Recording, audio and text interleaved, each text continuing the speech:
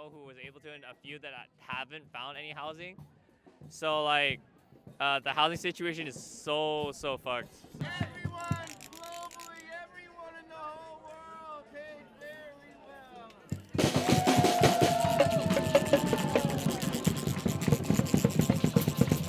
I always thought of the University of California being like super progressive and like a great, great place, but the past 3 years, starting with the original cola strike and now this, it's sort of changed my view.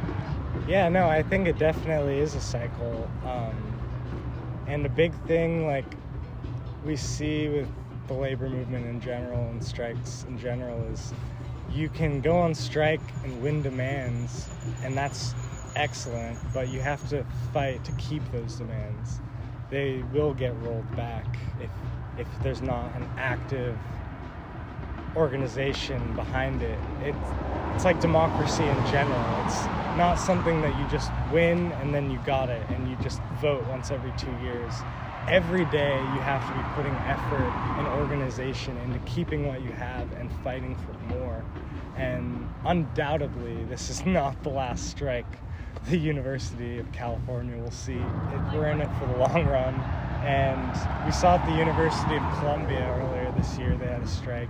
And it took them like 10 weeks of strike to get their demands met. And they made very big gains. I'm not sure if they even got everything they wanted.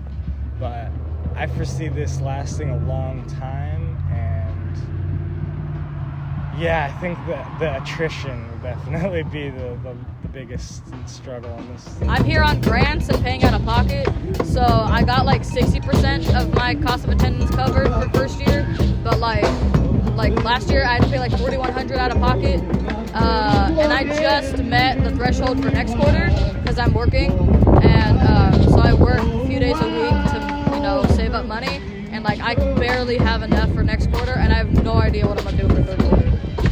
Lowering housing costs and giving people a living wage, because it makes the entire student body more like happy if people are paid well. Because like if you're not getting paid well, you're not going to teach well, and if you're not teaching well, then your students are going to suffer. And if your student suffers, everybody suffers. I know a lot of my friends they're so worried about paying for next quarter, they're so worried about paying for this quarter even, that their grades would really suffer.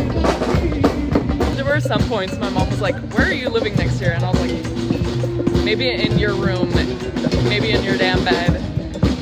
I know too many who have lived in people's living rooms, and like my friend lives in a garage like a few blocks that way, and they still pay so much money.